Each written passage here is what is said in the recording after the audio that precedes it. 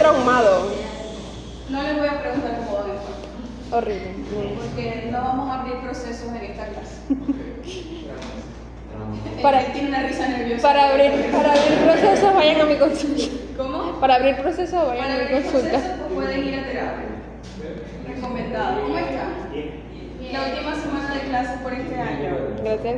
¿Tienen clases jueves o viernes? Sí. Qué triste por mí. ¿Y el viernes también? Y el lunes. ¿El lunes usted tiene clase? El lunes 15 hay clases. Y el De- lunes también. Hay patología el lunes. No. Ah, sí, la doctora dijo que patología. Ahí se rehúsa a ir a clases el lunes. No, ¿cómo que el lunes? Bueno, entonces vamos con la última parte para que podamos salir temprano y puedan ir esperando, que no creo que vayan, pero está bien.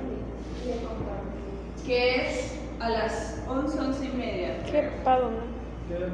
Bien, hoy vamos con examen mental. Yo les dije que este es el inicio de la segunda parte de la materia, que comenzaríamos ya, bueno, en febrero, de hecho, que comenzamos prácticamente la última semana de enero. Entonces, examen mental. Ustedes me dijeron la semana pasada o antepasada que ustedes me están enseñando a hacer el examen físico, ¿correcto? ¿Qué es un examen físico? Los signos que uno puede pesquisar en el paciente para corroborar el diagnóstico. Ok, ¿cómo se hace? A la inspección, a la ocultación, a la palpación y a la percusión. Ok. Se inspecciona, se percute, se oculta y se palpa. ¿Con qué fin?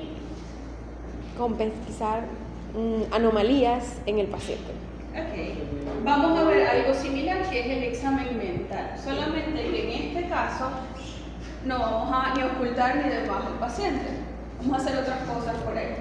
¿Para qué hacemos un examen mental? Para explorar el funcionamiento mental, para la redundancia. Lo que queremos saber es cómo está el estado mental, cognitivo y emocional de ese paciente que nosotros tenemos enfrente. Y se realiza, igual que el examen físico, en un momento determinado. En el momento de la consulta hacemos el examen mental.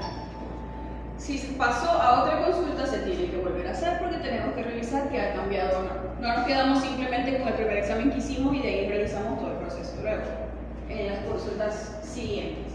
La finalidad en este caso va a ser detectar y reconocer signos y síntomas, en este caso psicopatológicos más que físicos, que se pueden agrupar en síndromes y contribuyen entonces a que nosotros podamos llegar a ese diagnóstico. Si lo vemos así, entonces es bastante similar a la definición del examen físico. Lo que cambia es cómo lo vamos a hacer. El examen mental se realiza entonces para obtener esa información de la conducta del paciente, que es algo que nosotros podemos observar y entender su funcionamiento desde muchos puntos de vista. De su funcionamiento emocional, de su funcionamiento en cuanto a pensamiento, de su funcionamiento intelectual, que es diferente al cognitivo, que vamos a ver el año que viene, y de su conducta. Entonces, va a ser una forma estructurada de evaluar todas las funciones mentales para destacar cuáles son los síntomas presentes y que, igual al examen físico, nos permitan llegar a un diagnóstico, que es lo que nos interesa realizar un examen, porque si no, no le hacemos tantas preguntas al paciente. Entonces, decir que una determinada función mental está alterada no es suficiente. Es decir, no podemos decir si el pensamiento está alterado y hasta allí llegó, porque no nos está diciendo nada al final. Hay que registrar cuáles son los hallazgos en términos semiológicos específicos que describan cuál es el tipo de alteración. No es lo mismo que yo tenga, por ejemplo, el pensamiento alterado y me quede en mí a que yo diga tiene un pensamiento alterado porque está muy rápido o porque está muy lento. Uno es una patología y otro es otra. No es lo mismo que yo diga tengo la afectividad alterada a decir cómo está alterada. No, es porque hay exacerbación de ella. Entonces cada fenómeno que me sucede me hace aflorar toda emoción.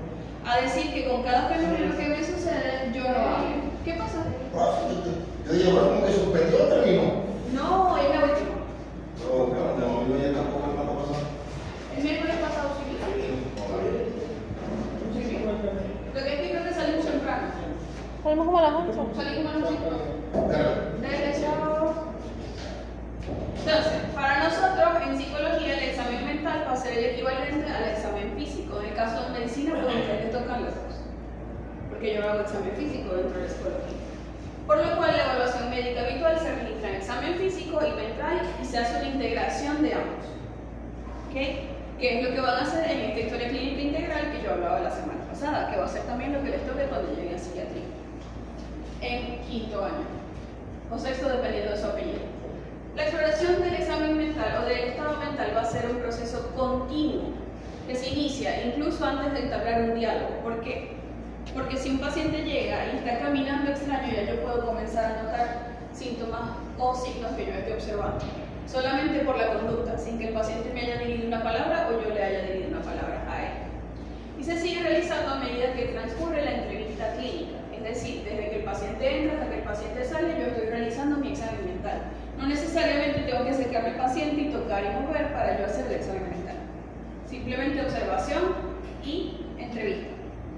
Es lo que utilizo todo el tiempo. Entonces, ¿qué observamos en esto? Observamos la apariencia, no para juzgar la apariencia del paciente que se vea feo o bonito, sino para ver si está acorde, por ejemplo, a la edad, por ejemplo, al sexo que está refiriendo que tiene el paciente, a el momento de la consulta, cuál es su actitud ante el proceso de consulta o ante el médico o ante el equipo de salud, por ejemplo, las enfermeras que estén afuera y lo hayan llevado al consultorio, o cuál es el equipo ante la familia que lo haya acompañado, por ejemplo.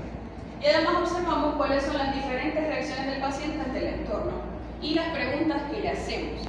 A veces hay pacientes que podrán haber observado ya incluso en semio que ustedes hacen algún tipo de pregunta y nos dejó de hablar. Venían respondiéndonos todo perfecto, nos daba toda la información, y hicimos una y se cerró. Eso se anota en el examen mental, por ejemplo.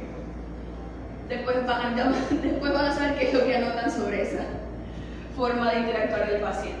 Entonces notamos detalles que quizás al principio no eran tan evidentes y vamos evaluando y reevaluando mientras sea necesario, porque como les dije, se hace en cada consulta.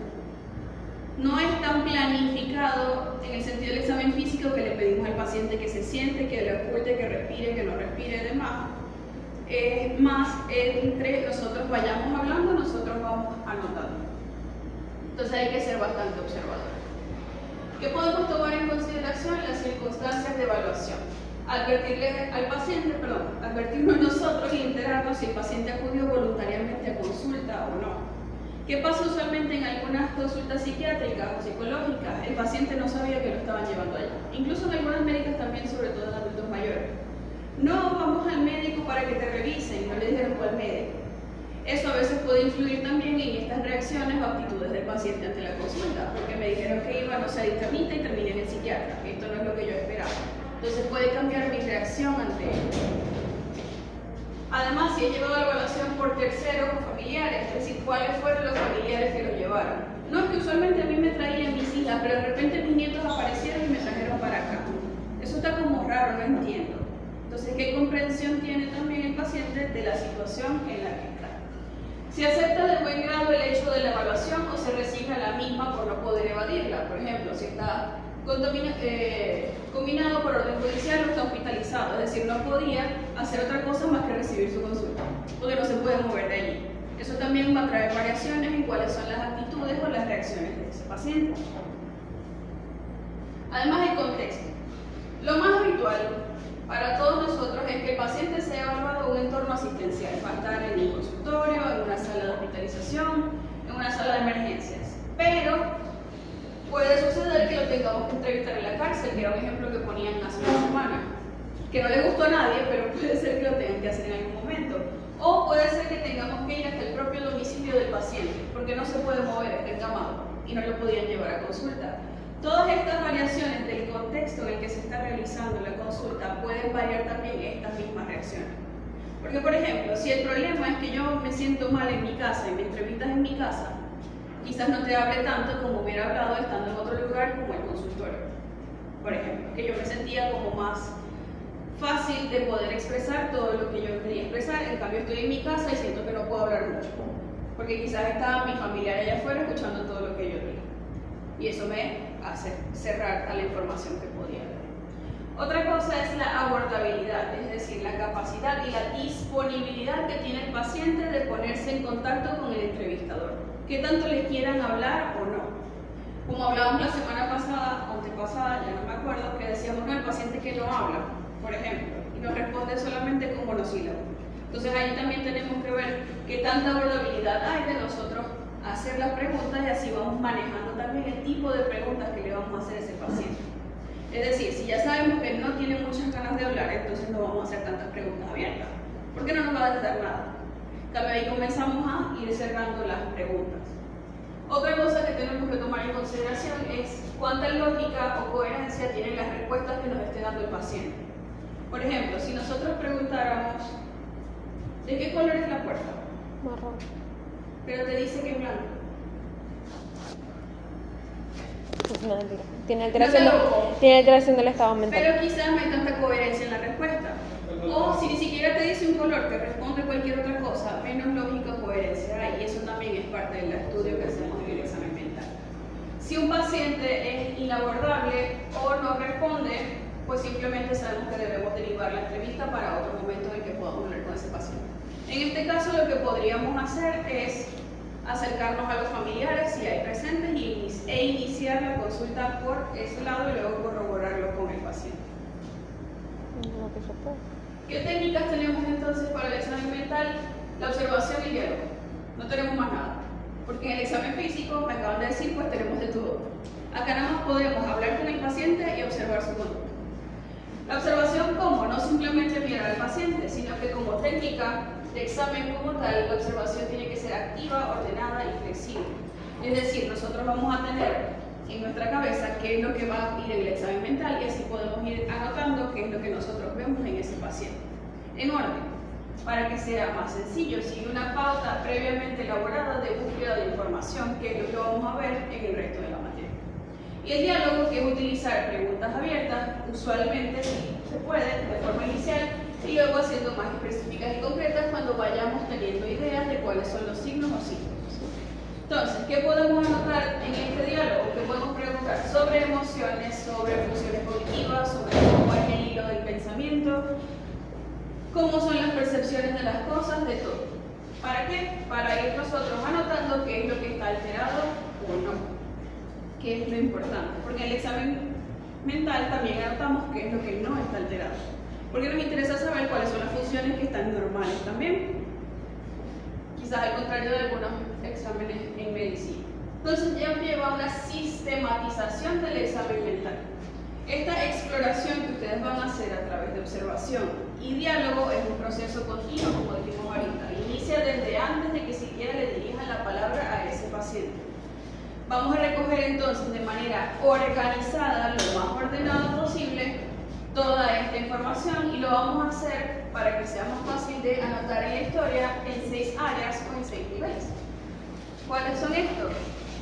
Vamos a iniciar, y es el que vamos a ver hoy, con la apariencia general y conducta, luego pasamos a un nivel afectivo, que son emociones, luego pasamos a un nivel cognitivo, que es la más grande, que por eso estoy pensando en hacerles otro tipo de evaluación el año que viene para que no sufran tanto.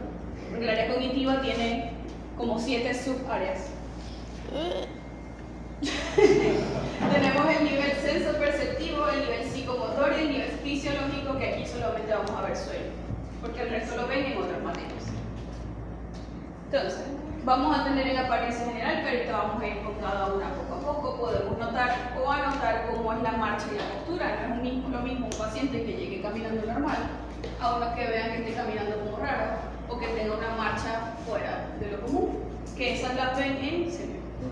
¿O ya las deberían haber visto? Sí, la marcha patológica. Podemos anotar cuáles son las características físicas resaltantes.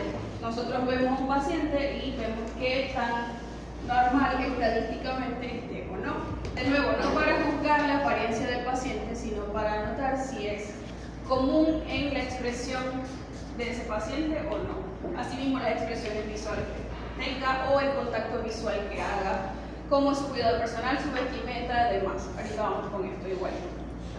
En el nivel afectivo vamos a notar cuál es el estado de ánimo predominante y que he mencionado muchas veces si este estado de ánimo coincide o no con el humor que está refiriendo el paciente. Es diferente cómo expresa cada emoción. Asimismo podemos ver algunas alteraciones cuantitativas del efecto, es decir, cómo es la expresión de su emoción como tal, y algunas alteraciones cualitativas que van más hacia cómo se presenta esta parte cualitativa. ¿Qué es eutimia e hipotimia? Eso lo vamos a ver en dinero. Okay. Son diferentes alteraciones que se pueden presentar a nivel afectivo. Por ejemplo, eutimia es que mantiene un estado de ánimo normal. No pasa nada. Reacciona emocionalmente a todo lo que se le presenta de una forma adecuada. Pero la habilidad, por ejemplo, es que tiene cambios bruscos en el humor. Es alguien que se estaba riendo y de repente comenzó a llorar y de repente se estaba riendo otra vez. Y después se puso enojado. Por allá ya se comenzaron a señalar, Dios mío, ¿cómo será cuando llego a esa clase? Afecto inapropiado es que no tiene tanto sentido lo que está sintiendo esa persona en cuanto a lo que creó esa emoción. Incongruencia efectiva es similar, indiferencia es que no presenta emoción en cuanto a lo que está sucediendo, por ejemplo. Y otras cosas es lo mismo que decía ahorita, que tanta congruencia ideoafectiva hay, es decir, que tanta relación hay entre el pensamiento que estaba teniendo esa persona y la emoción que está mostrando. Es decir, si yo tengo un pensamiento feliz, se supone que entonces me debería causar emociones felices, ¿correcto? Pero no es lo mismo que yo tenga un pensamiento feliz y me haga sentir triste. Ahí ya hablamos entonces de anormalidad, o de incongruencia ideoafectiva. Luego, les dije, tenemos el nivel cognitivo, que es demasiado amplio. Por ejemplo, podemos estudiar la conciencia, es decir, qué tanto grado de vigilia o alerta o vigilancia tiene ese paciente, o cómo es su claridad en cuanto a su campo de conciencia. No es lo mismo que un paciente como están ustedes, que tiene una conciencia normal, nivel. Si durmieron bien. Primero es que me responden que sí a eso, qué emoción. A un paciente que está en coma, porque no está consciente, no se da cuenta de nada. Podemos también estudiar la conciencia del yo o qué tan orientado está este paciente. Por ejemplo, si está orientado a lo psíquicamente. Sin mirar el reloj, yo les pregunto qué hora es. Deben ser como las 10:30, 40. 10:20, 10:30 por ahí, ¿verdad? ¿Y dónde estamos? En la Facultad de Medicina. ¿Dónde queda la Facultad de Medicina? En el sector Paraíso. Este es el sector Paraíso. ¿En qué ciudad? Maracaibo. ¿Y qué fecha es hoy? Oye, no sé. Eso sí. 10 del 12 del. Ya estoy dudando de eso ahorita. Yo abro el teléfono. Y que no primero el teléfono era. Está más o menos orientado a lo psíquicamente, en tiempo y espacio. Hay pacientes que ustedes le pueden preguntar, por lo menos relativamente qué hora es, sin ver un reloj y no les van a saber decir. Les pueden decir, no, yo creo que es como la 1. De lo que. Y llegaron aquí a las 9. Entonces, eso ya sería desorientación. Les pueden preguntar dónde están, en mi casa, quisieran ustedes, pero no. También tenemos orientación autopsíquica, que es en persona o situación. ¿Cuál es tu nombre? Sueño. ¿Cuántos años tienes? 19. ¿Por qué lo pensaste? ¿Dónde naciste? En Maracaibo. ¿Por qué lo pensaste otra vez? Porque no sabía si decir el hospital o la ciudad. Las dos eran válidas. Eso es orientación autopsíquica. Hay personas que no les van a saber decir correctamente cuál es su edad, dónde nacieron o hechos sobre sí mismos. Pero no pregunto más porque ya estamos dando esta información. Podemos tener también en el nivel cognitivo igual la atención, por ejemplo, si hay paraprosexia, es decir, variaciones en la atención. Paraprosexia es que las personas con TDAH tienen paraprosexia. Le puedo prestar atención a estímulos que van saltando, pero me cuesta fijarla en algo completamente. Entonces yo puedo comenzar a fijar mi atención para estudiar y me escribir un mensaje y me fui. Yo. Y traté de volver mi atención a estudiar, pero solo música fue, estaba más interesante. Entonces intento centrarme otra vez mi atención para estudiar, pero paso una música. Eso es para mí. O empieza, Si son ustedes o no, vayan a terapia. o uno empieza a pensar otras cosas, tipo, leo una palabra. Entonces la palabra me lleva a pensar esta cosa. Entonces esta cosa me para mi estudio y sigo pensando en esa cosa.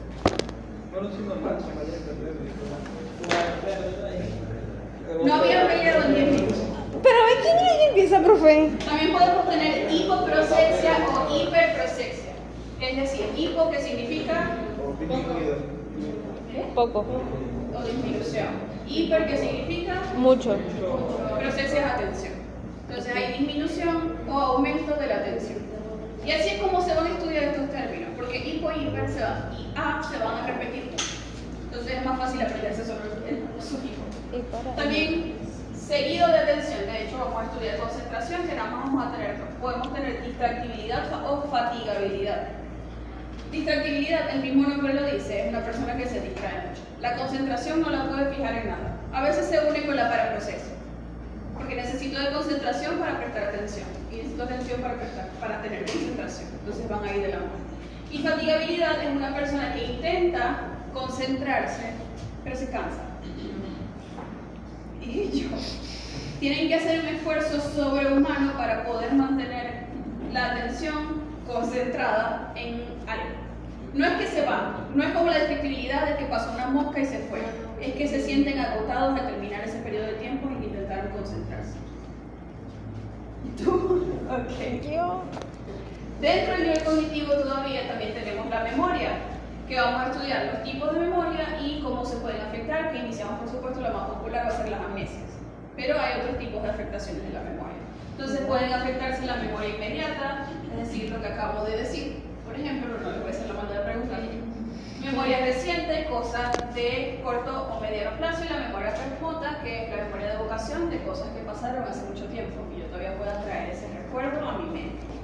Pero no les voy a preguntar ahorita de memoria, porque estamos terminando, ya vienen las vacaciones, no lo voy a hacer sufrir. Lo voy a sufrir en la clase de memoria. Gracias, profe. También estudiamos el lenguaje, que en el lenguaje hay una sorpresa cuando la vemos, Oh, para que se puedan ganar un punto. ¿qué? Pero lo diremos en el lenguaje, para yo reírme de él. ¿Qué? Pero en el lenguaje estudiamos tres cosas en específico: velocidad, cantidad y el tono y la inflexión. Velocidad, por ejemplo, si yo digo taqui como prefijo, significa rápido, y bradi, lento. Lalia es hablar.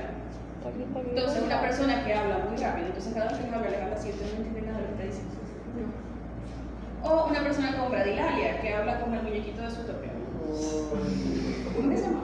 Flash. Como Flash de Zootopia. Subir flash. O la cantidad, que podemos tener logorrea o verborrea. Una persona que usualmente se une con taquilalia y además de que habla muy rápido, habla mucho. Y ustedes pierden el punto de la conversación. ¿Qué pasa? O al contrario, el laconismo, que casi no habla. Mientras menos palabras le diga, mejor para esa persona. Si es posible, le va a responder todo con una sola palabra. Es un hombre, no entiendo. Bueno, ¿qué pasa? Me encanta porque ella lo dice, pero está quedando grabado. No le da pena. No, profe. También estudiamos el tono o la inflexión. ¿Cómo es la voz o el timbre de voz al hablar? Habla con un tono de voz adecuado para el contexto. Es decir, si una persona les habla como estoy hablando yo ahorita en medio de un consultorio, que es así, es normal. Ahora escucho a veces. ¿Estás sordo? O más bien cada vez que les hablo, ustedes piensan, cada vez igual. Y están en el consultorio así chiquitico y tampoco lo están escuchando igual. Eso también se estudia. O si más bien es monótono, no tiene inflexiones en la voz. Inflexiones es las variaciones en mi voz cada vez que yo estoy hablando. Por ejemplo, ese pedacito. Entonces alguien que habla así todo el tiempo. No se siente ninguna inflexión en la voz, siempre está hablando así. Eso no es normal tampoco. Usualmente, por lo menos en el idioma español, hay muchas inflexiones al hablar, porque las palabras te hacen hacerlo obligatoriamente. Hay idiomas como el francés o el japonés que no tienen inflexiones casi al hablar. Las palabras no lo permiten porque tienen que pronunciarlas planas. Entonces ellos, por ejemplo, que hablamos diferencias culturales, esa monotonía es normal. Pero para nosotros en Venezuela, que hablamos español, la mayoría, porque todos, no es normal. Sí, dependiendo de la entonación, se demuestra que sí sorpresa, que sí tal. Entonces podemos unir lenguaje con afectividad. Y allí se va integrando ese examen mental. Seguimos en el nivel cognitivo. Yo les dije que es muy largo. También estudiamos el pensamiento, estudiamos el curso del pensamiento. Y aquí se comienza a repetir otra vez. Aquí es rápido. Y es lento. Pero como no podemos leerle el pensamiento a las personas, nos damos de cuenta de esto es por cómo hablan. Una persona que habla muy rápido usualmente va a tener taquicidad. O por lo rápido que contesta. O por lo rápido que contesta. La mente iba más rápido de lo que tú estabas hablando. No terminaste bien la pregunta y ya la persona te estaba respondiendo. ¿Qué hace? Que a veces hayan fallas en la respuesta, porque no terminaste bien la pregunta, sino que yo la terminé en mi cabeza y eso es lo que te respondí. Y bradisiquia es lo contrario. A veces nos damos cuenta porque hay bradilalia. Entonces la persona habla muy lento y además está pensando lento. O el contenido del pensamiento. Si la ideación es normal, o hay ideas patológicas, por ejemplo, tiene ideas delirantes, ideas sobrevaloradas, no se estresen por lo ahorita, eso lo vamos a ver después. Ello es cognitivo todavía. Vamos a ver juicio, pero juicio es más corto. Juicio simplemente vemos si hay un juicio normal o un juicio desviado. Un juicio desviado o deteriorado o insuficiente es aquel que no tiene las capacidades cognitivas suficientes para tomar decisiones de forma lógica. Por ejemplo, cuando hay una alta afectividad, se afecta mi juicio. ¿Por qué? Porque... Bueno, me deja pensar. Cuando estamos enamorados, hay una pérdida de juicio. Porque hay una afectividad muy alta en nuestro cerebro que hace que no podamos tomar decisiones de la manera correcta. Por ejemplo, es un juicio desviado. Solo digo. También estudiamos una parte de inteligencia, la definimos de distintas formas, pero la más fácil va a ser que es la persona que tiene capacidad de abstracción y lo utiliza en términos prácticos para tomar decisiones. Entonces vamos a estudiar cuáles son algunas deficiencias que se pueden presentar en la inteligencia. Y el insight, que es simplemente cuánta conciencia o no tiene ese paciente de su situación y de ese estar enfermo. A veces le puede suceder, y creo que lo comentamos en una clase, que podemos tener pacientes que están allí, tienen la glicemia en 1000, le preguntamos si tiene diabetes. No. Eso es porque me comí una torta ayer, en la noche, con refresco. Pero usted toma metformina, sí, pero está re baja. Eso es un insight que no está presente. ¿Okay? Porque no hay conciencia alguna de estar enfermo. Okay, mañana. Y por supuesto, como no estoy consciente de que estoy enfermo, de esa situación de enfermedad, tomo decisiones equivocadas como no tomarme el medicamento porque yo no tengo diabetes. Es que me comí una torta. Y además la metformina es porque quiero bajar de peso, porque sabe, viene diciembre 24, me tienen que hablar. ¿Ok? Entonces se toma en consideración también. Y ya salimos al nivel cognitivo. El nivel sensoperceptivo es el que le suele causar más curiosidad a la mayoría porque es donde están las alucinaciones, que es como lo más difícil a veces de comprender. Pero acá igual podemos tener diferentes tipos de alteraciones. Las primeras van a ser cuantitativas, que pueden ser hipo, que significa poco, hiper, mucho, hiperestesia o simplemente un aumento en la perceptividad. Yo me doy cuenta de muchas cosas a mi alrededor, o casi no percibo nada a mi alrededor. yo soy hipertésica. O alteraciones cualitativas, que podemos tener alucinaciones, pseudoalucinaciones o ilusiones. Igual en su momento las definimos todas poco a poco porque son un montón de tipos de alucinaciones. También simplemente podemos tener percepciones anormales, que no sea una alucinación o una ilusión. Son simplemente percepciones alteradas del tiempo y se perciben como extrasensoriales. Están fuera de mi campo por ejemplo, perceptual. Como por ejemplo, yo sé que está sucediendo en este salón, pero además sé que está pasando allá en la Plaza de los Sueños. Yo estoy sintiendo. Estás como hipersensible a todo lo que está sucediendo. Así esté fuera de mi campo perceptual. Okay. Bueno. Igual, después lo vemos con más. O simplemente distorsiones sensoriales, pero como esta parte es complicada, la vemos. También tenemos el nivel psicomotor, que es más sencillo porque la mayoría de estos, pues, cuando lleguemos allá, ya lo vieron completo en serio. Entonces su profesora me adelantó trabajo. Pero en la parte de psicomotricidad solo vemos un grado de actividad motora y si hay movimientos normales o anormales. Entonces estos impulsos volitivos o de movimiento, vemos qué tan normales o dentro de la normalidad están o qué tan alterados están. Sea el movimiento como tal o sea la marcha al andar. Y a nivel fisiológico, que les dije, nosotros nos quedamos con sueños solamente en la materia, pero también tenemos apetito y sexualidad dentro de eso. Pero eso lo ven en otras materias.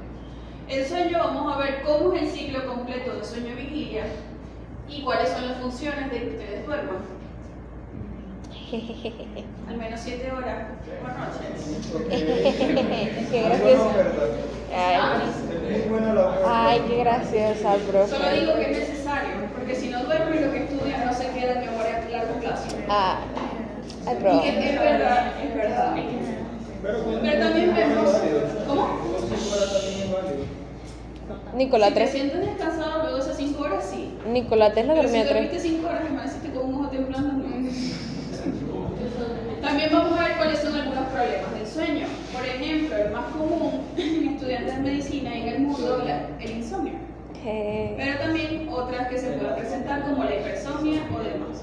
Ajá, y si uno a veces tiene insomnio y cuando se logra dormir tiene parasomnia. ¿Qué? ¿Cuál se puede presentar? Porque parasomnia es que duerme mucho o duerme más de las horas. Eso es hipersomnia. Ah, entonces no. Parasomnia son otros fenómenos. Eso no es que pueden flojera. presentar. Eso no es flojera. Por ejemplo, si lo mismo a cosas que he dicho antes, en personas con depresión pueden presentársela. Pueden tener insomnio o pueden tener hipersomnio, dependiendo del caso. ¿Y parasomnia cuál?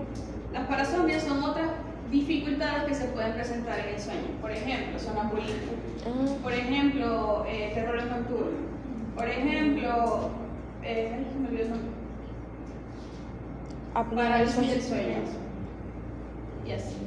Podemos tener algunas alucinaciones que se presentan alrededor del ciclo sueño-vigilia. Es decir, hay alucinaciones específicas que además pueden ser normales. Es decir, no son simplemente parte de alguna patología. Sujetos normales las pueden tener, que se presentan cuando nos estamos quedando dormidos o cuando nos vamos a despertar. Por ejemplo, No, sí, profe, ¿qué iba a decir? ¿alguna vez les ha pasado que se estaban quedando dormidos y de repente escucharon como si lo estuvieran llamando? Sí, claro. Se pararon y no había nadie. Claro. No es un demonio en su casa, es una alucinación normal por el proceso de quedarse dormido. ¿Usted está seguro? Es por el proceso de pasar de estar despierto a un sueño profundo. O sucede que si estaban despertando, todavía estaban como medio oídos y escucharon lo mismo, como si lo estuvieran llamando. O veían como una sombra rara en su cuarto. No, eso ya ahí no. Eso no es un demonio en su cuarto, es una alucinación normal por el proceso de pasar del sueño al despertar. Profe, y si uno siente que está como subiendo una escalera y de repente No, se mamá, cae yo- y se mueve, o sea que mueve una... Eso también ¿Qué? ¿Ya va cómo? A mí me pasa. ¿Cómo? Yo creo que Sí, se refiere a la sensación de caerse. Eso. A eso. O sea que de pronto uno está durmiendo o está a punto de quedar uno está a punto de quedar dormido y de pronto siente como si se fuera a caer un salto. Sí, ese es un nivel de Cuando comienzan a cambiar las ondas en tu cerebro, se van poniendo más lentas y a veces el cerebro no captó bien la información y tú sientes como un temblor ahí raro y te paras. O sea, no hay que estar loca. No, es normal. Ella sentía tirarse del barranco. Igual al espasmo que uno le da cuando uno se está quedando dormido. No te escuché. Eso es parecido al espasmo que uno le da cuando uno Sí, se queda- es eso. que pega una pata. Por eso. Y veo un brinquito Héctor. Es por el mismo Pero que proceso. si soy una escalera me da el entonces, Bueno, ella le añadió contexto. exacto, yo le añadí contexto. Uno se imagina durmiendo Bien, como está. pero a nivel Remitir a fisiológico psicología. también hace eso. El apetito, el ciclo de hambre-saciedad, porque también es un ciclo. Se supone que nosotros pasamos por horas en las que no deberíamos necesitar comer porque estamos satisfechos. Ok. Luego ese alimento se va vaciando y nosotros tenemos hambre otra vez. Ahí, eso es la función normal de ese ciclo. Pero hay personas que les dirán, por ejemplo, no, es que yo siempre tengo hambre. Todo el tiempo. Acabo de comer y ya tengo hambre. O dependiendo. Hay veces que yo me tengo normal y de repente no quiero comer nada porque estoy estresado. Hay muchas variaciones. También puede suceder que más bien nunca tengo hambre. No me da hambre. Yo. Entonces no como. O se me olvida comer. Porque es que nunca tengo apetito.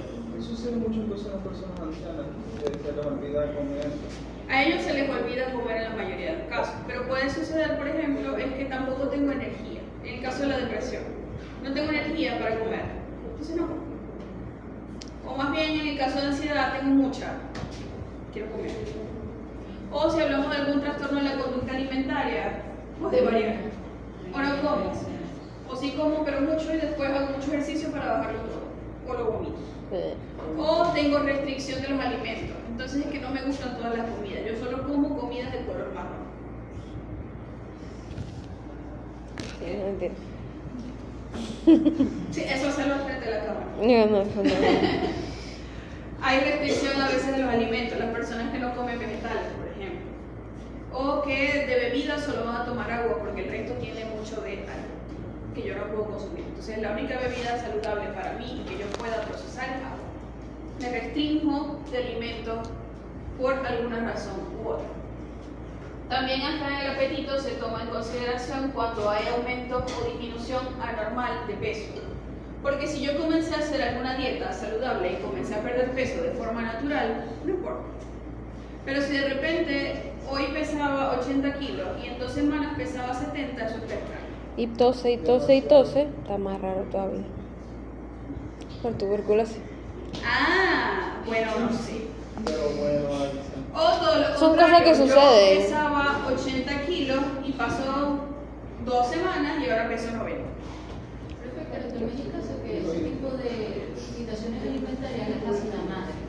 Por ejemplo, hay una, no sé si llamarlo así, que son las, Oh, mamá. sí, esas específicamente, que le enseñan a las hijas, Mamá es almendras, o sea, en que español. le enseñan a las hijas a comer poquito, por miedo de que suban de peso, porque... Es que la alimentación también es parte de la crianza.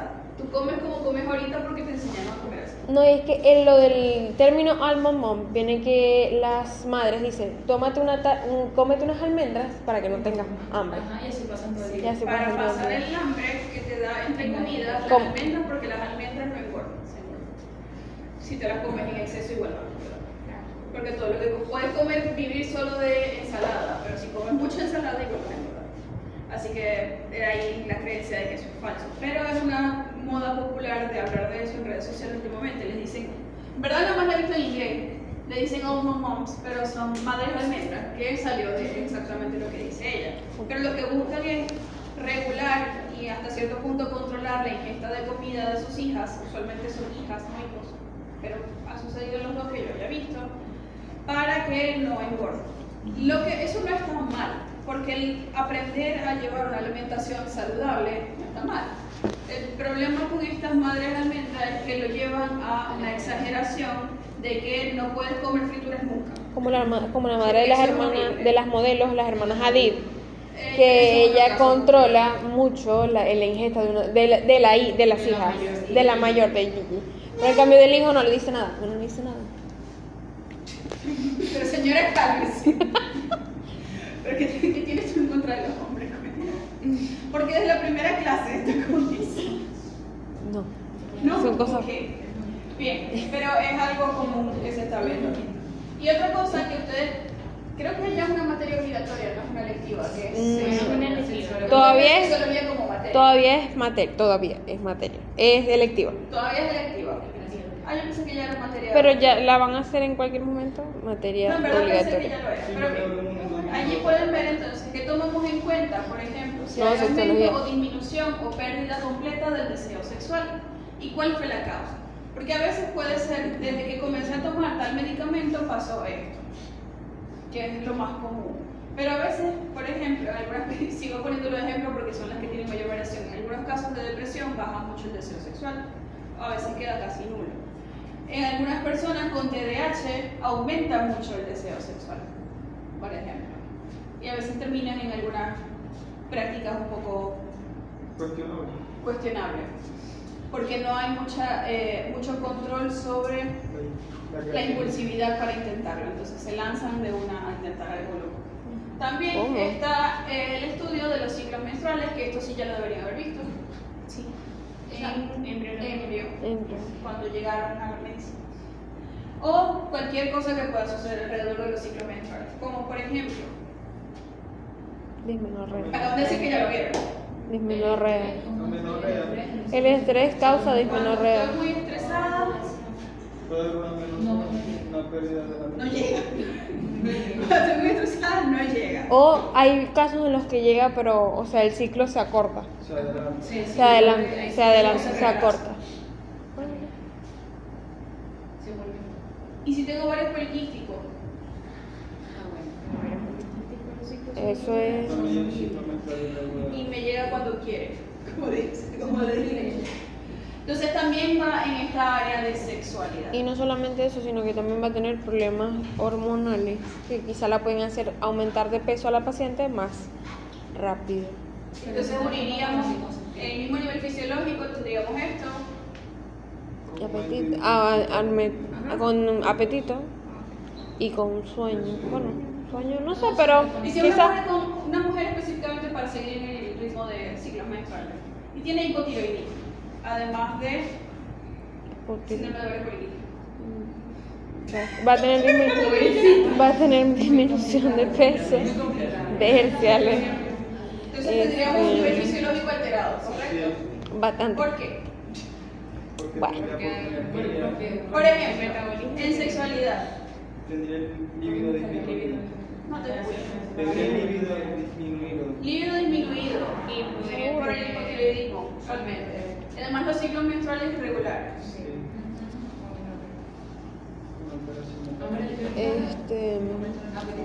Pero es que si tiene hipotiroidismo, Está disminuido.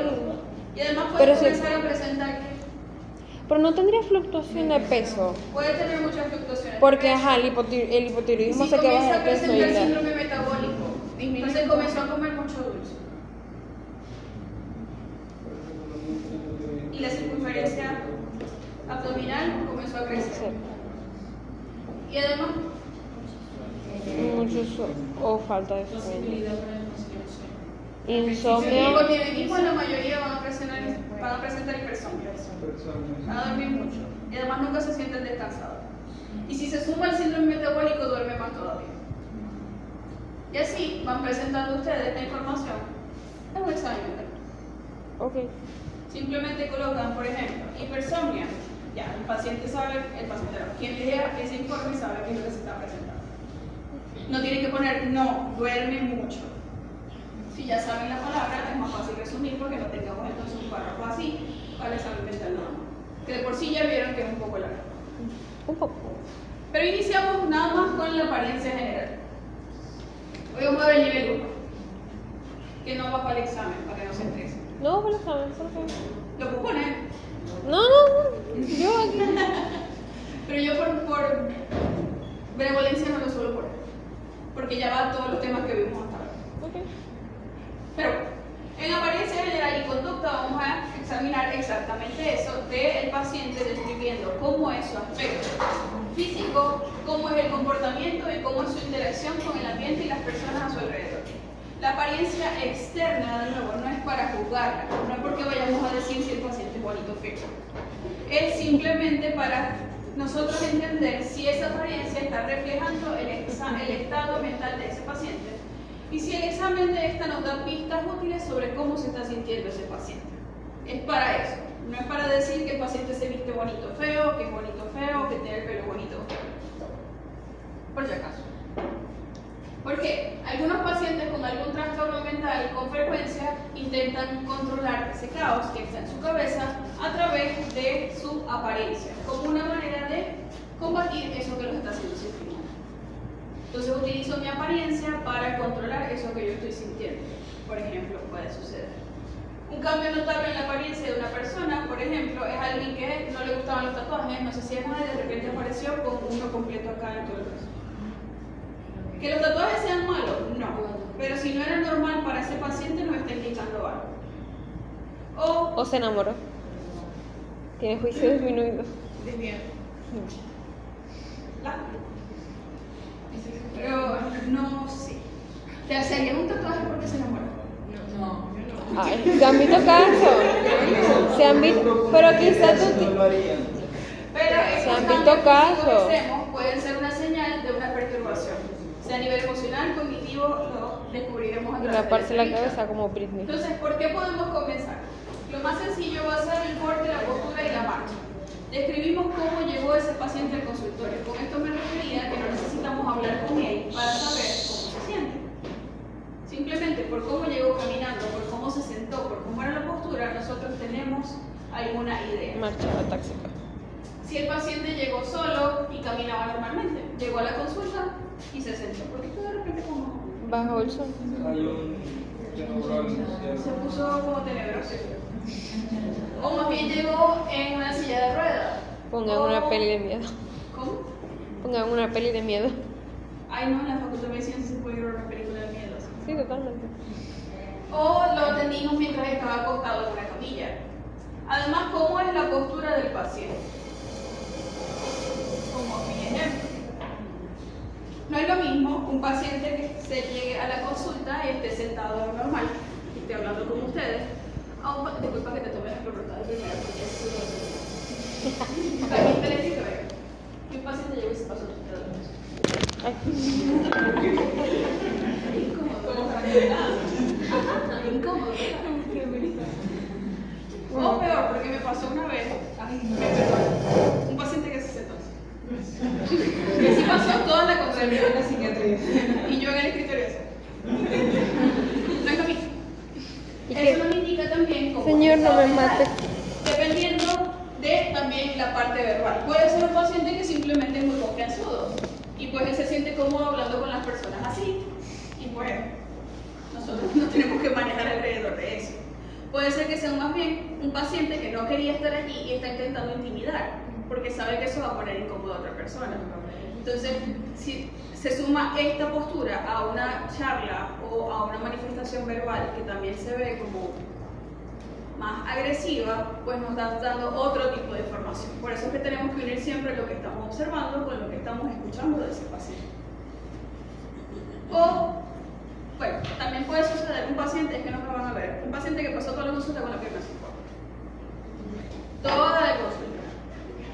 Como, no. No. Imagínate que esté toda la o esté así. Y además te dé puras respuestas monosílabas. O estoy ansiosa, o no quería estar aquí, o no quiero hablar. Es usualmente lo que les va a decir. Esto es otra cosa, por ejemplo. Y a veces lo tiemblan más, pero esto después hace me duele el tobillo, así que no. O hay cambios en la postura. Por ejemplo, estábamos hablando con un paciente, y el paciente hablaba normal, podía hacer sus gestos con su mano, le preguntamos algo y se cerró. Pero se cerró que hasta cruzó los brazos, o sea, se puso así. ¿Qué pasó con ese tema de conversación que hizo que un paciente que venía hablando de forma normal, ahora no nos hable? Tanto que hasta su postura o su lenguaje no verbal se ve cerrado. También podemos observar si la marcha como tal es normal, si camina normal. Camina normal es que yo camino así. Como caminamos creo que todos aquí. A menos que tengan un problema físico que yo no me he dado cuenta. Pero también podemos tener un paciente que puede tener incoordinación. Entonces en marcha, pero no vio bien esto y se tropieza con la silla. Y se fue a salir del consultorio y se tropezó con la puerta. Se dio así en el hombro con la puerta. Hay un problema de visión o hay un problema para la coordinación del movimiento. Es decir, coordinación visomotora. Yo veía que la puerta estaba aquí, pero no me di bien. Y me di el golpe.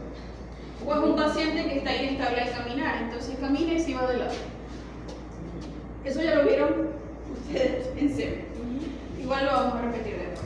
En ancianos puede ser común la lentitud en la marcha, es decir, pueden ir caminando más lento de lo normal. Es decir, pueden caminar derecho y tener una marcha relativamente normal, pero es lenta. En esos casos es normal porque a veces puede ser, por ejemplo, posterior a algún problema vascular.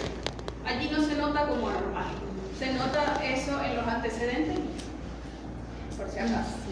O si la marcha más bien es vacilante y se para aquí y no sabe si sentarse. Yo. Se queda al lado de la silla y los mira a ustedes hasta que ustedes se sientan y bueno, ustedes se sientan el paciente también. Porque a veces no sabe qué hacer. Eso también puede ser inseguridad, puede ser ansiedad, puede ser simplemente que está nervioso ante el hecho de que lo van a entrevistar. Pueden ser muchas cosas. Si el paciente tiene algún problema físico, necesita algún bastón o algún apoyo para poder caminar como tal. Luego vamos con características físicas resaltantes. Acá vamos a describir el estado de salud aparente del paciente. Apenas simplemente lo que estamos viendo por fuera. Entonces, si anotamos si el paciente físicamente luce sano o luce enfermo. Ustedes miren cómo sabemos, una persona que está enferma se ve. No importa cuánto se haya arreglado, usualmente ustedes van a ver. Sea por la expresión, sea por el tono que tenga en la piel, por algo ustedes se pueden dar cuenta si luce sano o no. Si hay signos evidentes de alguna enfermedad física, lo veíamos pálido, tenía disnea, lo veíamos que estaba respirando extraño, todo eso se anota en estas características físicas resaltantes. Asimismo, describimos el estado de nutrición y la contextura corporal, no para juzgarlo, sino porque nos interesa. Tiene una apariencia, parece que se viera obeso, o más bien es demasiado flaquito. ¿Qué está sucediendo ahí? O si más bien se ve su paso por debajo de lo normal, que es usualmente como lo vamos a escribir. Se observa un peso, porque no lo hemos pesado, se observa un peso por encima o por debajo de lo normal. ¿Cómo sabemos cuál es lo normal? Porque hay una tabla específica que les dice cuál es el peso normal en un rango para una persona de X talla, de X sexo. Ahora yo soy la que está teniendo alucinaciones, pensé que había claro.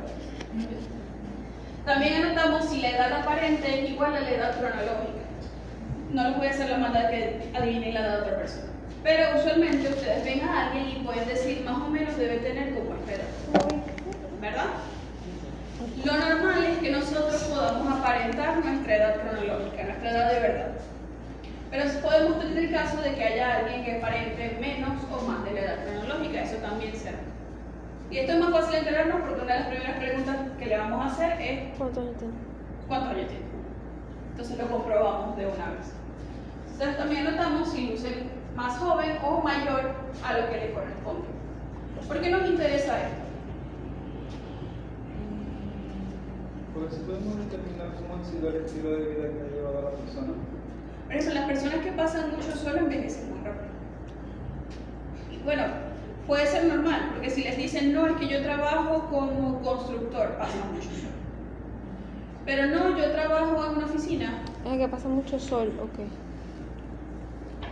Ah, No, es que yo entendí que pasa mucho solo y yo. solo. Ah, ok. Solo. Porque alguien que si desde muy joven está trabajando, todo eso también conlleva que la persona sea más mayor de lo que es. Exacto. Ok. O soy una persona que utiliza mucho cuidado para la piel. Comencé a cuidarme la piel desde los 15 años. ¿Y qué? ¿Cómo haces para cuidarte la piel? No, me echo 30 cremas, me lavo la cara 3 veces y después hago 2 mascarillas. Ya. Eso tampoco es verdad. Toca. Toca. Depende. Pero eso es- O también puede notar con la qué clase de personas o no, con la edad de las personas con las que más se relacionaba. Porque, por ejemplo, si ponemos a un niño en una situación donde vive con puros adultos, su comportamiento no va a ser igual al del niño que tiene o puros personas de su edad o menores a su alrededor. ¿Y cómo te enteras de esa información? Te lo pregunto. O Se lo preguntan. Eso es parte de... Exacto, eso es parte de la historia clínica. ¿Cómo van a hacer el examen mental realizando la historia clínica? Porque les va a ir saliendo la información de forma más sencilla. También podemos notar si hay alguna característica poco común que nos interese resaltar. Si tiene cicatrices que sean resaltantes o alguna herida, si tiene tatuajes, si tiene piercing. De nuevo, no para juzgarlo porque los tenga, pero sí interesarnos en cuál es el motivo por qué se los hizo. Por ejemplo, si hay una persona que tiene muchos tatuajes, tiene los 2 brazos en el tatuaje, ustedes le pueden preguntar por qué se los hizo. Porque si les dicen, no, es que me gustan los tatuajes porque me parecen interesantes, me gusta, no sé, una decoración, un accesorio, bla, bla, bla. Ok, chévere. Si les dicen, no, es que cada vez que me siento triste me hago un tatuaje. Eso no ya. es tan normal. O hay gente que dice que esto refleja mi personalidad, porque... Pero eso puede ser normal, porque es una manera de expresión. A mí me lo han dicho, no es que son como accesorios. Es un estudiante de la FEDA. Y Y yo ya. me lo hago. Y como los diseñadores gráficos. Te pasaste. Pero si no, es dentro de lo normal. Es decir, si tiene una explicación que no suena tan coherente, allí podemos tomar nota de ello. Similar con los piercings. Sobre todo dependiendo también del trabajo de la persona que también lo va a Sí, sí, comentar. ya. Por ejemplo, no es común ver un profesor de primaria con piercings aquí. Entonces, si es un profesor de primaria y nunca los tuvo y de repente nos apareció en consulta con todo esto lleno de piercings y unos que se ponen aquí que son, no sé cómo se colocan ni siquiera, me da cosa. No es normal. No, los que se colocan, o sea, intradermales, una cosa así. Como O sea, la. no sé, o sea, no sobresalen, son como pegados aquí, son como unas piedritas. Qué horror. Eso me da cosa. Que también se lo colocan Porque no aquí. entiendo qué es lo que está sosteniendo. Y también se los colocan. Bueno, aquí. Pero aquí también se los colocan Sí, aquí. pero es que aquí, o sea, aquí no hay grasa, ¿me entiendes? El hueso ahí El que hueso se ya. Ok, si lleva un estilo de cabello bizarro o una coloración anormal, de nuevo, no para juzgarlo, porque no, a mí no me gustan las personas que se pintan el pelo morado, ¿En serio? sino porque es fuera de lo común. ¿Qué es común que se pinten el pelo? Rojizo, marroncito, Amarillito. demás. Pero no, les llegó una persona que nunca se había pintado el pelo y de repente les llegó a consulta con el pelo, Verde. la mitad verde y la otra mitad morada. Se volvió taku.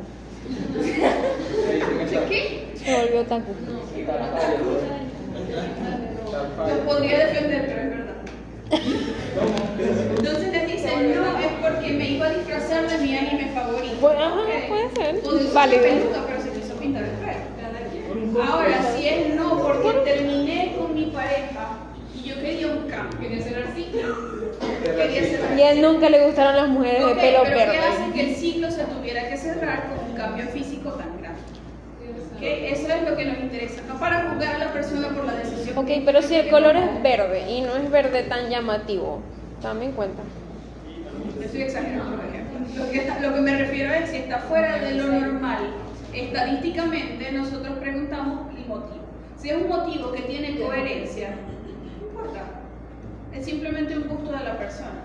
Pero si es una persona, por eso pongo el ejemplo exagerado, que nunca se había pintado el pelo, jamás, y de repente llegó con un tono verde, así chillón, llama la atención. Y por eso es que preguntamos al respecto. Si es alguien que desde los que cumplió 18 que podía tomar decisiones sola, se pinta el pelo a cada rato, no importa, porque es común para esa persona. Entonces no tenemos por qué preguntar. Más bien preguntamos si de repente nos llegó con el pelo oreja.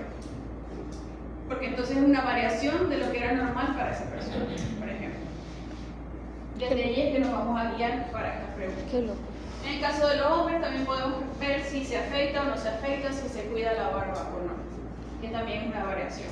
Por ejemplo, si es una persona que le gusta siempre tener su barba larga, que le llega como hasta aquí, y para esa persona es normal, no importa. Pero si es una persona que siempre veía más bien que se afeitaba, medio le salía un pelito y ya lo rasuraba de una y de repente llegó con la barba así, tipo Santa Claus, tenemos que preguntar cuál fue el cambio. No porque quería un cambio de look, ok. Porque quería ser de Santa Claus en diciembre. Porque quería ser Santa Claus en diciembre. Bueno, la gente tiene que buscar trabajo como desee. Próxima pregunta, ¿cómo hacemos para reconocer cuando el paciente nos está mintiendo? Porque, por ejemplo, Por su nosotros psicólogo nos una razón que nosotros queramos escuchar para no diagnosticarlo con él. Por ejemplo, me pasó haciendo la historia que la paciente nunca nos mencionó que tenía episodios depresivos ni nada de eso. Cuando me cuenta por la familia no requería, pero ella siempre dijo que estaba bien, le preguntábamos sobre su entorno y siempre todo era correcto, todo era bien, se reía incluso. Bueno, mientras más vas aprendiendo cómo son los signos y síntomas, no necesitas que el paciente te los diga para diagnosticar. Tienes que... Porque hay pacientes que lo van a contar. Y uno se da cuenta a veces, ¿no? Las personas usualmente van a tener algo que te dice que está mintiendo. No te miran a los ojos, le tiemblan las manos, Tienes que leer su lenguaje corporal. Tienes que estar pendiente del lenguaje corporal, no solo las palabras que te dicen. Tarea para la casa. Entonces, un paciente que te miró, por ejemplo, a los ojos toda la consulta y de repente tocaste un tema y comenzó a mirar para allá, como distraído de repente, hay algo ahí. O no te está diciendo la verdad, o no te la está diciendo completa, O- que es lo que puede suceder o también. por Te dicen ejemplo- medias verdades. O por ejemplo, que a veces te está mintiendo. Te está mirando los ojos y vos decís que está bien, pero sobreexplica todo. Eso también es un rasgo... Y eso- cambia tu Por su experiencia, ¿no? Porque ella miente mucho. Nosotros dimos un seminario de psiconeurolingüística. Pero se puso nerviosa, solo digo. No. A ver, uno con la práctica va aprendiendo cuándo podemos confiar en lo que nos está diciendo el paciente y cuándo no. Lo bueno en tu caso, en ese caso específico, es que tenías ideas de lo que te dijeron los familiares. Por eso a veces también es importante la consulta con la familia, para que nos retrate desde otro punto de vista eso que nos está diciendo el paciente. Entonces, o nos corrobora información, o nos dice si hay algo en la dinámica familiar que está fallando. Porque a veces puede suceder que toda la familia lo ve como una persona con depresión y resulta que la persona lo que está es estresado porque esta persona es hostigantes. Entonces no es depresión, es que me tengo que alejar porque ya no aguanto. Entonces allí también uno se va dando cuenta de cómo es el funcionamiento de esa persona. Por eso la dinámica familiar también es importante. ¿Por dónde iba? Ay, Yo acabo de poner esta. Ok, limpieza y cuidado personal. Observar si hay desaseo o malos olores corporales, hay mal aliento, o la persona que no se cepilla los dientes o tiene las uñas descuidadas. De nuevo, no para juzgarlo, pero por ejemplo, algunas personas con depresión y en algunos casos algunas personas con ansiedad. Disculpen que ponga siempre ese ejemplo, pero es lo más común que van a ver en consulta. No tienen la energía suficiente para hacerlo. Entonces, por ejemplo, la persona con depresión es que no tengo suficiente energía para pararme, ir al baño y cepillarme los dientes. Entonces no me los cepillo y llega siempre a consulta con mal aliento. O a veces ni siquiera para bañarme.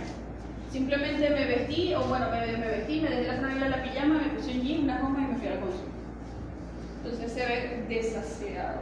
ese paciente.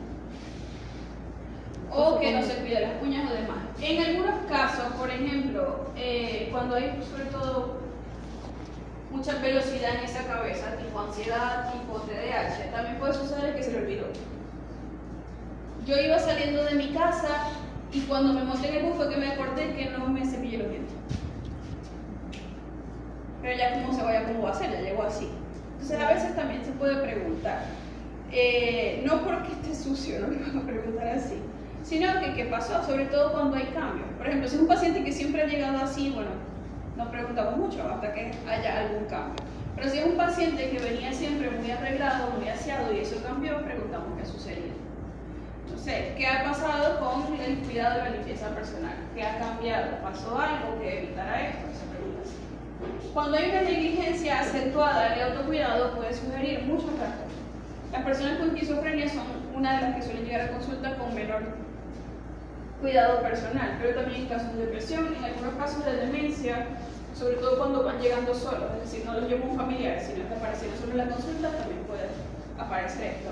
Y en algunos casos de alcoholismo. Por el contrario, cuando la limpieza es excesiva o ese arreglo personal es muy meticuloso, también nos puede causar dudas. Por ejemplo, en las personas con trastorno obsesivo compulsivo suele haber mucho arreglo personal. O sea, no le van a ver ni un pelito levantado ni una barriga en la ropa. Entonces, si se suma, por ejemplo, a que siempre llega tarde porque se estaba arreglando, porque tenía que llegar perfecto, también se nota. Como David Beckham. Él tiene trastorno compulsivo. Ah, no. Sí, sí. O sea, en su serie lo dice. ¿Te lo le preguntaste? Me dijo que tiene una serie, está bien. La podemos ver. La expresión facial es simplemente una breve descripción de cómo una expresión de emociones en ese paciente, porque la parte emocional la vamos a ver más en afectividad. El paciente puede gesticular demasiado o por el contrario puede estar disminuida su mímica e incluso una inmovilidad total. Es decir, puede ser un paciente que les hable como yo, que hago a veces dando clases muchas mímicas y hablo mucho con las manos, o un paciente más bien que pasó toda la consulta así. Y podía tener mucha emoción en la voz, pero estaba así. No se movía casi.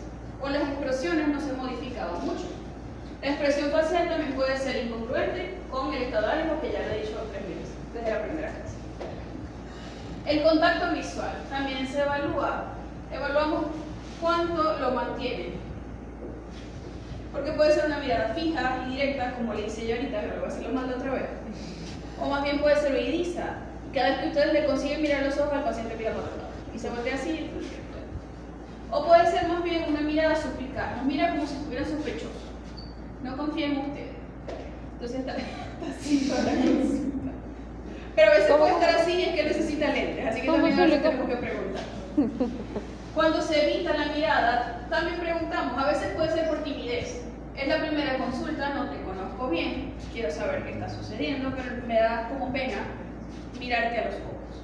A veces puede ser por hostilidad, cuando te miran muy así, con esa cara así. Con esa cara así, no, por favor. En algunos casos de depresión, el contacto visual suele estar disminuido. No por timidez, simplemente que no quieren mirar a nadie. A veces puede ser más bien por incomodidad. Porque a veces mirar a los ojos a alguien puede ser incómodo. Y así es. Las personas con depresión pasan mucho tiempo con la cabeza hacia abajo, en la consulta. Una pequeña pista por ahí. Mientras que los movimientos oculares aberrantes o que son muy exagerados pueden a veces también darnos alguna sugerencia de un deterioro cognitivo o simple distracción, dependiendo de. Por ejemplo, una persona con fallas en la atención, no necesariamente TDAH, porque algunas personas con demencia también tienen fallas en la atención, puede estar mirando la lámpara y de repente miraron para allá y miraron la puerta y miraron la lámpara y así tuvieron toda la consulta. No significa que no les estén prestando atención en algunos casos, es que simplemente necesitan de esos estímulos para poder concentrarse. Y eso también es válido, pero igual será. Vestimenta, de nuevo, no para decir si el paciente se viste bonito o feo. Es para decir cómo está llevando esa ropa. Si la lleva de forma ordenada, si la lleva de forma desordenada, si utiliza ropa considerada normal para el contexto de la entrevista o más bien se considera demasiada o inadecuada para ella. Cuando hay una incongruencia de la vestimenta con la situación del paciente se tiene que anotar. Porque es que no hay conciencia entonces de lo que está sucediendo. ¿Cómo se van ustedes vestidos cuando van a una consulta médica? Ustedes como paciente. Bien. ¿Qué es vestirse bien? Así en el codo, Sí, recatadamente. ¿Qué se pone? ¿Un pantalón? ¿Una Eso. O sea, un jean, un suéter y unas gomas. Literal. Ahora ustedes son el médico, estaban en una consulta no de emergencia, una consulta programada. Y el paciente les llegó con un traje así de vestir de esos que son 3 piezas, o sea, la tarjeta, Bueno, chaleco, el pantalón se de tomó, vestir, los zapatos brillantes. se tomó muy en serio lo de venir de punta en blanco. Peaky ¿Qué Blinders. pasa? No estaba disfrazado un personaje de Peaky Blinders. Pero les llegó así la consulta. Y le preguntan si tenía una fiesta, porque quizás es que tiene una fiesta al salir de la consulta. No. Me gusta vestirme así. ¿Es adecuado el contexto de la entrevista? No. También depende. ¿Por qué Eso es depende? subjetivo. Ok. Porque hay personas, por lo menos adultos, que fueron empresarios y toda su vida se acostumbraron a ver. Ah, bueno, ajá. Pero si te dan esa respuesta, está bien. Pero si te dicen, no, yo pensé que esto era el traje adecuado para venir a la consulta. Ah, no, ya. Son los ¿Qué? mayores que siempre están acostumbrados a vestirse de camisa, pantalón, correa, zapatos de tiro. Ellos es normal ver que vengan también con Ok, pongo otro ejemplo. Llegó alguien a la consulta, de nuevo, no fue de emergencia, era una consulta planificada, con cita y todo. La persona sabía que iba a ir era la consulta. Y llegó en short, con una franelilla y un traje de baño abajo, y en botiza. Va para Le preguntan si la va a la playa playa. o a la piscina luego, porque usamos el humor, porque dijimos que el humor es importante. Le dice que no, Que sí se paró. que pensó que eso era una vestimenta adecuada para la consulta. Aquí hay piscina. ¿Te imaginas que hay piscina en el hospital? Pero no. Entonces eso también se anota. No es porque nos interese cómo se vistió el paciente y ya, es que se supone que la vestimenta es adecuada al contexto de la consulta. Si ese paciente que llegó en short con traje de baño llega a una emergencia, puede ser normal, porque no estaba planificado, ninguna emergencia está planificada. Entonces allí no importa. No se toma en consideración porque no sabíamos qué estaba haciendo el paciente y a veces en la emergencia la historia no se hace con tanta profundidad en la primera entrevista. Pues necesitamos tratar la emergencia y luego vemos todo lo demás. A ver, que es una emergencia psiquiátrica y aún así a veces. Eso es que es verdad. Otra cosa es que la ropa esté ordenada. Si yo me pongo, como dijeron ustedes, un suéter, un jean y unas gomas, es lo más fácil de ordenar. Pero si llego con la franela como medio levantada aquí y esto como para acá y un pantalón con la bota por aquí, porque está desordenada. No es que esta parte me dolía y el tenerlo descubierto hace que no me duela tanto. Ok, Y la pierna. puede ser. O se metió la Bueno, también me dolía la pierna. Pero si es porque, no sé, así fue como me quedó cuando me la puse y yo me la dejé así, ok, eso no está mal. O se vistió en la carrera. Sobre todo en Maracaibo, no sé en el resto de los estados de aquí, si hay alguien de otro estado o de otra ciudad, pero en Maracaibo la gente a veces se arregla mucho para ir al médico, porque tengo que irme bonito porque me van a revisar. Entonces que alguien llegue a la consulta con la ropa desorganizada, no es justo. Empezando por ahí. No sé si es así en otros estados, pero por lo menos aquí lo he visto mucho. Cultura aquí. También tomamos nota de la conducta, para unirlo con todo lo demás. Estábamos notando una conducta agresiva, más bien impulsiva, o la persona está muy agitada. No anotamos. Cuando hay conducta suicida, o podemos notar autoagresiones, o si el paciente las muestra, también se deben anotar. Si hay movimientos que son graciosos o torpes, que se une a la parte de marcha, o hay tendencia a mantener actitudes motoras específicas. Por ejemplo, una persona que cada rato está haciendo así. Pueden ser estereotipias. O algunos niños con autismo, a veces adultos también, que siempre están así. Pasan toda la consulta así.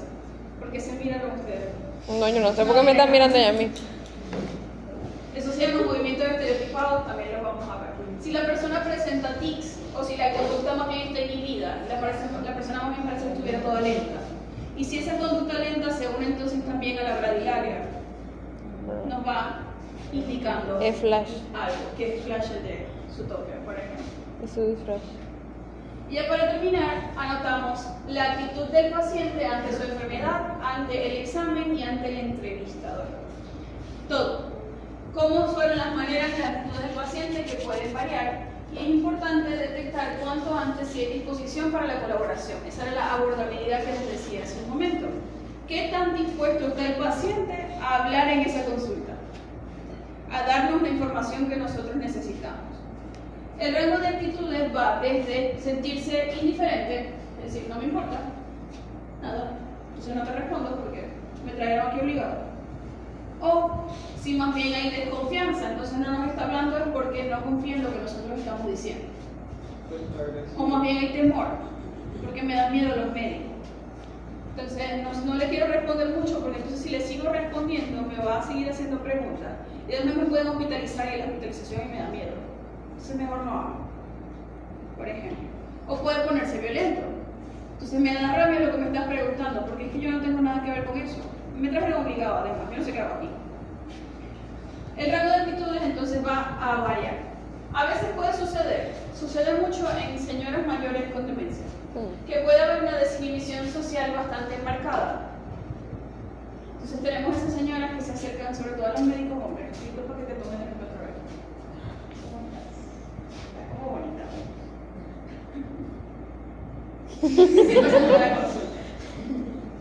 Pero es como un paciente con demencia.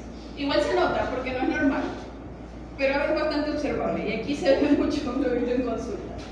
Hay pacientes con manía, en el caso de que tengan trastorno bipolar, que más bien pueden tener una actitud expansiva. Ellos llegaron y se siente que llegaron, porque llegaron haciendo ruido, sus movimientos son grandes y ellos te van a hacer saber que están aquí. Pero también sucede con los hombres. ¿Ah, sí? Claro. Hay pacientes hombres que miran a otro médico hombre y es como... Y hay más bueno. mujer y ya. Perdón, disculpa. No sé. Sí, se pasó. Bueno, o sea, puede pasar. Ok, está bien. Puede pasar. Chévere. Es cierto. Ok. Está raro eso, pero Camila. también observamos algunos pacientes con TDAH también ustedes lo van a sentir llegar. Sobre todo cuando más el problema va a ser la hiperactividad que sea en atención. Porque se mueven mucho. Entonces son los que están en la sala de espera. Y se sentaron y se pararon y tienen que caminar y están dando vueltas y van a la pobre enfermera. ¿Y cuántos faltan? ¿Cuántos pacientes faltan? 4. Ay, Dios mío, se volvieron a caminar otra vez. Se volvieron a sentar y revisaron el teléfono y lo sentaron y volvieron a caminar. Todas estas cosas, si las anotamos o la enfermera nos lo dice al entrar o salir el paciente, también debemos tomar nota de ello. Porque es parte de lo que estamos estudiando. Entonces imagínense que este paciente con TDAH está también así en el consultorio. Entonces está hablando con ustedes, pero dice, doctor, yo necesito caminar. Porque cuando camino me concentro mejor. Entonces ustedes están haciendo la entrevista y el paciente sería así. No, les está prestando atención, o sea, los está mirando y les está respondiendo coherentemente, pero tiene que estar así. Doctora, ¿y en niños? ¿Cómo? ¿Cómo se puede...? En niños no te van a mirar así, eso te van a montarse en las paredes. Es verdad. Van a montarse en las paredes, si tienen juguetes los van a sacar, los van a meter, los van a desordenarlos, van a armar otra vez. Se van a meter con las cosas de tu escritorio. Van a verte las cosas de tu escritorio, doctora, ¿qué está escribiendo? Para, mira. Yo no sé qué dice ahí, pero parece como si fuera algo que yo estoy diciendo. Entonces le estaba diciendo. Wow. Cuando tengan una persona con fallas en la atención, tienen que tener mucha paciencia. Sí. Entonces, todas estas actitudes, ¿a quién señalaron ahora? Todas estas actitudes ante la enfermedad, ante el examen y ante el entrevistador se anotan. ¿Cómo reaccionaba el paciente cuando yo hablaba? ¿Cómo reaccionaba cuando le dije el diagnóstico? ¿Cómo reaccionaba ante las preguntas que yo hacía? ¿Cómo reaccionaba antes de que se termine la consulta? Porque hay pacientes que no les gusta que termine la consulta, sobre todo en salud mental. Porque como les dije hace algunas semanas, aquí es donde puedo hablar. Y puedo hablar desinhibidamente, porque le puedo hablar de lo que yo quiera. Y también va a poner mala cara. Entonces hay pacientes que ustedes intentan cerrar la consulta y yo comienzo a hablar de todo. O sea, lo dejan. Intenta cerrar la consulta. No, doctor, es que tengo una última pregunta. Y así va. O sea, la consulta que tenía que durar 1 hora, duró 1 hora y media. Eso tampoco es bueno. A menos que sea un paciente que estaba en crisis y bueno, las consultas pueden ser más largas. Pero no se supone que un paciente llegue en crisis todas las semanas, que ustedes lo atienden. Por lo menos en salud mental, que a veces las consultas son semanales. Entonces, todo eso se anota. Y luego vamos pasando a las otras áreas del examen mental, cuando lo vamos a describir. Porque ¿qué es con lo que quiero terminar? El examen mental no se hace por parte. Nosotros estamos recibiendo toda la información y en la historia clínica es que lo ponemos por parte. Ponemos apariencia general, ponemos afectividad, ponemos área cognitiva, ponemos área sensoperceptiva y así vamos. Pero para hacerlo, nosotros no vamos a iniciar por todas estas preguntas y ya. Nosotros hacemos preguntas de todo. Y es nuestro trabajo como profesional de la salud organizarlo en la historia clínica. Por eso es que a veces el examen mental puede ser complicado, porque no lo vamos anotando por parte. Nos damos cuenta en la entrevista y después nos toca organizarlo a nosotros. Entonces a veces puede ser un poco tedioso. Pero igual nosotros aquí lo vamos a ver por partes para que sea más sencillo. Hay algunos formatos que creo que es el que todavía utilizan cuando les toquen las guardias de psiquiatría, que sí lo tienen dividido por partes de la historia. Pero es de forma práctica para que la evaluación a ustedes se les haga más sencilla. La evaluación que ustedes le van a hacer, de la que ustedes van a recibir notas. Pero en la práctica toda la información se recibe toda. Y lo que vayan observando lo tienen que ir preguntando. Entonces es también un trabajo el ir afinando esas habilidades para la entrevista. Que bueno, para eso están viendo también las prácticas con CERMI, que es como la idea que vayan agregando. ¿Dudas o preguntas hasta ahora? A ver, esta es la última clase del año. Volvemos conmigo el 28. Pero eso no es el examen. Porque las clases se retoman